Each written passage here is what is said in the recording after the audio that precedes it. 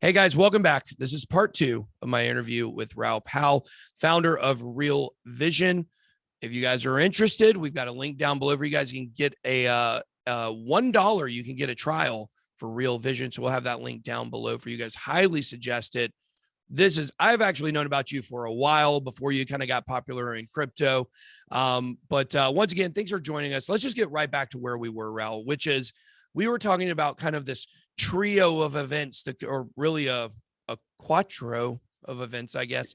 Yeah. That would be, what if around the same time we got the SEC case against the XRP ending, we got ETH 2.0, the merge occurring, we've got Bitcoin ETF approval, and then let's just say macroeconomically, things are getting better. This is what I've been thinking about. We've fantasized, right? A lot of us have fantasized about this hyper cycle, this hyper Bitcoin cycle like we've never seen before, to where, you know, maybe it could go to $1 million or an insane amount.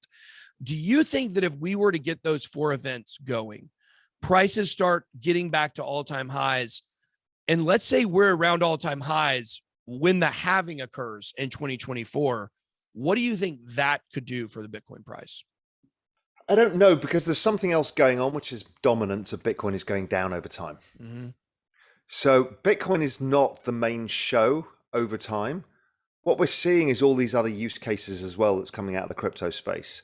So yeah, look, I do think Bitcoin just continues to accelerate. I use the log channel, you know, and it just does that. It just continues. It works like magic, and that's what network adoption looks like. So you project it forwards, in a few years' time, it should be $1 million.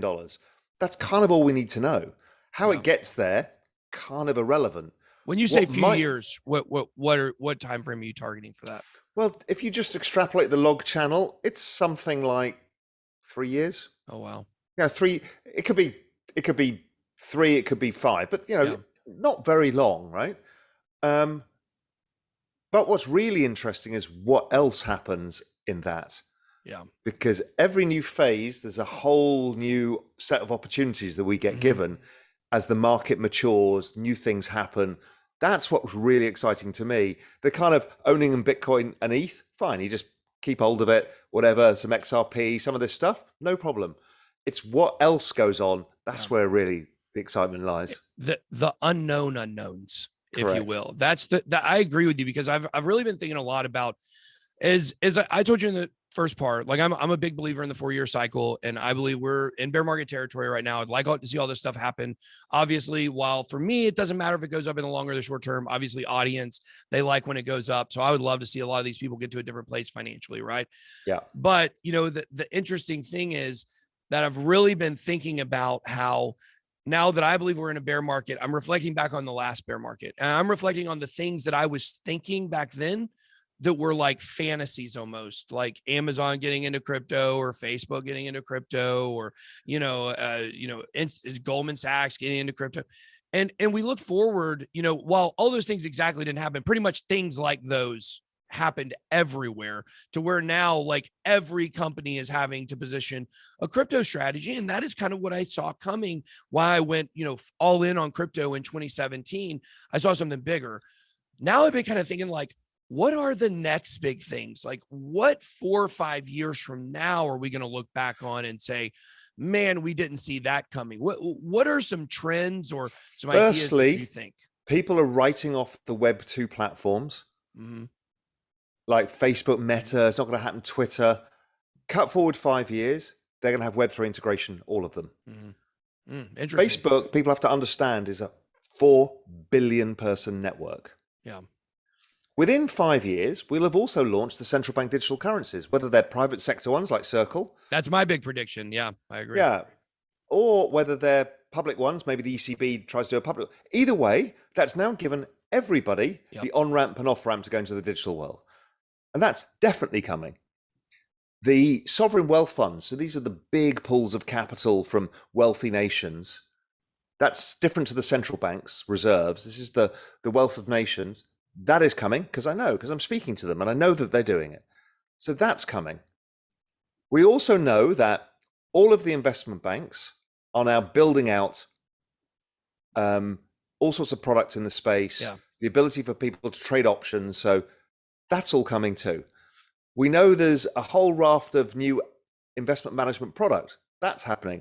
But the big thing that just happened was $32 billion last year went into VC. So here we are, and you see it written on Twitter, is what you do in bear markets is build. Yeah, absolutely. This is when you start building businesses, and I'm building 2 businesses in the space, and everybody's doing stuff.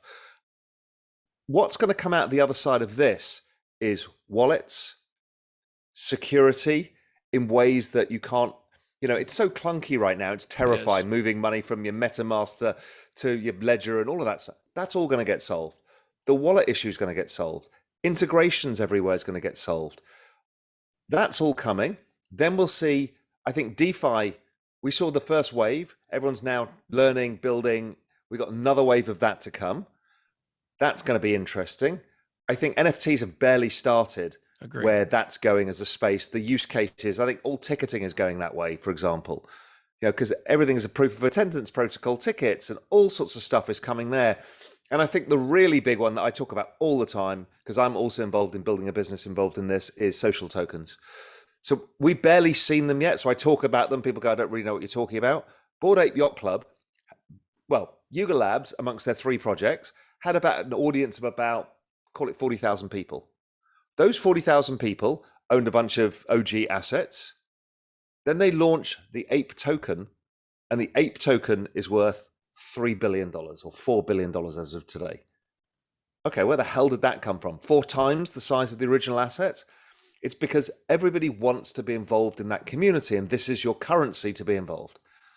And we haven't started where this is going.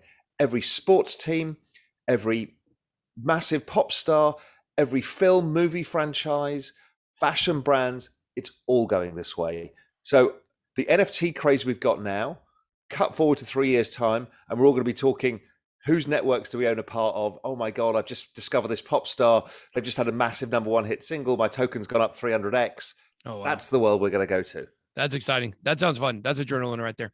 Now, one thing that, you've briefly kind of touched on it with Yuga Labs and Bored Ape Yacht Club, but not really. Something that kind of is missing from, what you're talking about here is metaverse. Like, where do you see metaverse playing into all this? Do you think this is going to be as big as other people think they're going to be? You think ApeCoin's going to dominate that? Kind of what are your ideas? And obviously, I think social tokens would play a role in that as well. Yeah. So I think that metaverse is not one place. So it's just us getting more digital. Like you and I would have done this 5 years ago in person. We'd have had to book flights and all that. Now we do it digitally, right? So we're just used to this. So there's a bunch of experiences that are being built now. So this is like the first website. So it started with Decentraland Sandbox and those, I own a bunch of those tokens, but they're very clunky. In fact, to be honest, they're shit. But people are still building in Sandbox because they think something different's coming. Then we've seen what Epic Games has done in the gaming world, but we're not seeing that in the crypto world because it's not decentralized. But then you've seen what Punk 6529 has done with this open metaverse built on that thing called On Cyber. And it's like, this is a full high resolution web browser experience where you can put it on your phone, you can watch it on that, you can put it on your iPad, and it's incredible. I'm like, okay, that was a game changer.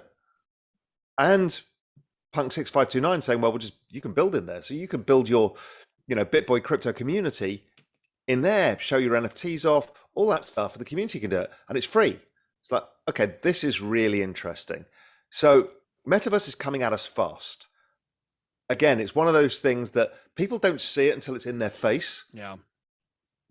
But, if you and I had talked about this 5 years ago, that, we're going to have media businesses and we just do it from our home by just using Zoom, people thought you're crazy. No, you need all these cameramen and producers and all that. You don't need any of it. Well, if we were talking about metaverse 5 years ago, we might be in loony bins right now. That's right. Because Snow Crash is a book where it all came from. Yeah. Everyone's like, well, that's ridiculous. Yeah. And now so far away. We're here. And now every brand, my guess is you will go to more concerts and sports events in the metaverse than you will in real life because it's easy. Much like we don't go traveling as much to go and meet people. We choose the ones we really want to go to, but others we can just dip in because we use video. Yeah. So metaverse is going to be that.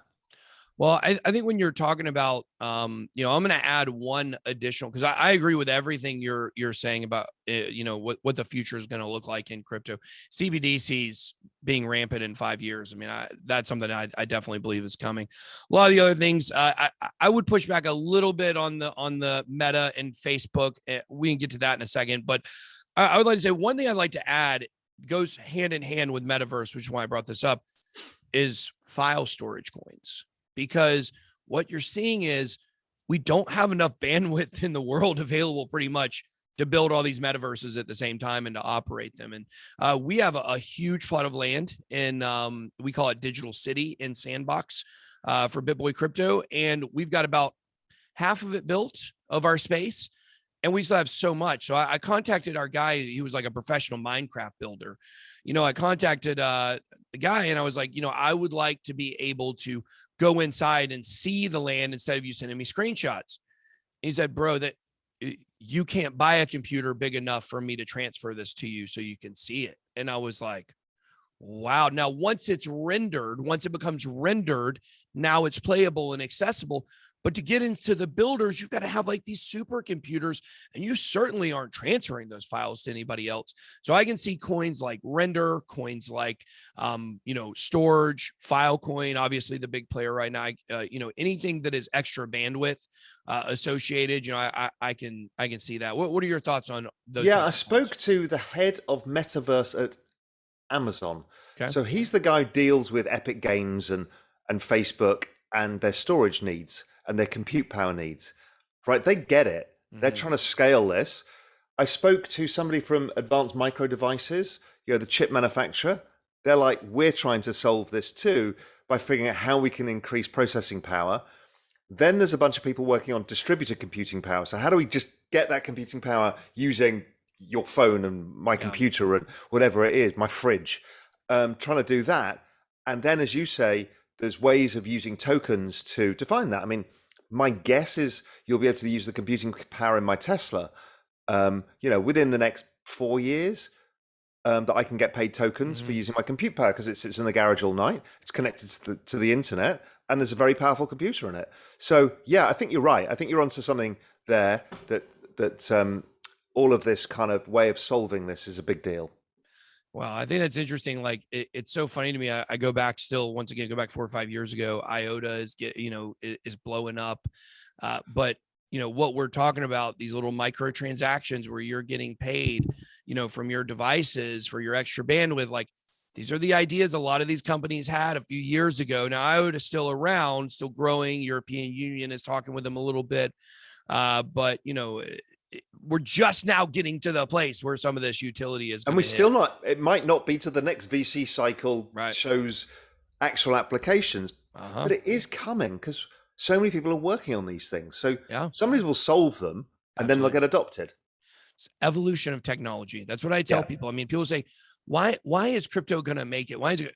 Because it's better than what we've had. Like it's a better system. Therefore, technology will vote that in. That's what always happens. And if it's not perfect now, it will get better over time because everybody's incentivized to do so. Absolutely. So last thing I want to touch on here, I just want to push back a little bit on your, Web 2 portrayal of Meta.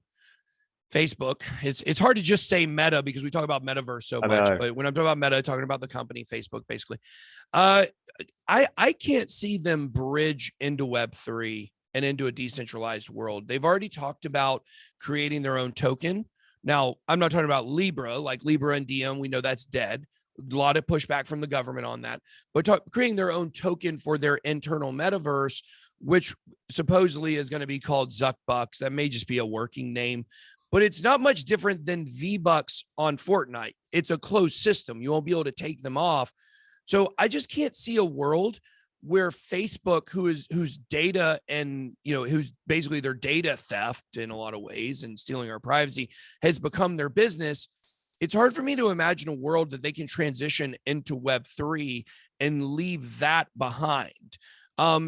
Is there a way they can do both where they can steal everybody's privacy data and open it up in an interoperable way? I've spoken to some really, really senior people there. And my guess is there is an internal discussion still. there's a whole group. There's a large group of people there who are really strong Web3 people, and they're like, we need decentralization, we need interoperability of assets. Yeah. There are some people who want a more protected world because they're monetization. I get it, right? Because people are paid on what they're paid on, and there's some guy who's going to be paid, some guy or girl is going to be paid for revenue that comes out of advertising. Right.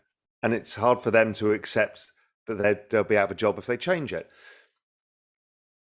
These people are smart. They're really, really fucking smart people. I think the probability is much higher than the market expects that they figure this out.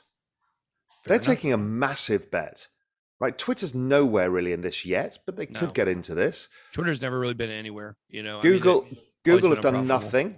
Yeah. Google have done nothing. Apple don't really need to. They can accept tokens, but that's it. I mean, it doesn't really matter to them. Sure, you could have an Apple coin, but it doesn't. But Facebook, I think there's a higher probability than people expect. And will it be perfect? Will it appease the true decentralists? No. Will it bring 1 billion people into crypto and digital assets? Yes. That's why I care about it. I don't care about perfection. I care about the adoption of this technology. Makes sense. Perfect or imperfect will lead to better outcomes in the end, because as you said, it's an iterative process of improvement. So if you start with a Facebook NFT, but you can move it around and do something with it, you're in the game now. Yeah. And you're learning about the value of this stuff. Well, I think that's great. I personally would think, you know, I've been watching this, you know, the HBO show about Uber. I think it was HBO, and how basically, you know, the company gets stolen from the CEO, the founder, and he's a bad guy anyways. You don't really like him, you know. I could kind of see a scenario where maybe Zuck at some point gets forced out of Facebook. You know, I don't know what it would take for that to happen, but for a lot of people to come back to Facebook and to ever trust it again, I almost think that's what, you know, would happen. So it'd be really interesting to see that in the future. But Raoul, thank you so much for joining us. This has been fascinating interview. I always enjoy talking to you. You know, definitely one of my most fun conversations when we get to do it. Guys, don't forget to go check out Real Vision. We've got the link down below for you guys. If you want to use that link in the description, $1, you get a free trial. Go check it out. Anything you want to leave us with, Raoul? Yeah, I mean, look, as I've hopefully explained to people, what we do at Real Vision is interview the world's most famous investors, analysts, strategists, and they're going to help you understand the world that you live in, the economy, how business is doing, and it's also going to help you understand crypto, because it's all related. You know, crypto, macro, these are all the same thing. So listen, it's money well spent. Go and pay that $1 for the free trial. Have a look and educate yourself how this all fits together, because the crypto world is building the entire new rails for the financial economy and for all business models. You need to understand the big picture. I could not say that any better myself. I think the last thing that I would leave people with here is that you could either go buy, like, you know, maybe 6 or 7 Dogecoin, or you can get a subscription to Real Vision for $1. I think I know which one I'm going with. So, all right, guys, thank you so much for joining us. Drop us your comments below. Let us know what you think about where crypto is going and about this conversation. Also, let us know who you want us to interview next. That's all I got. Be blessed. Good boy out.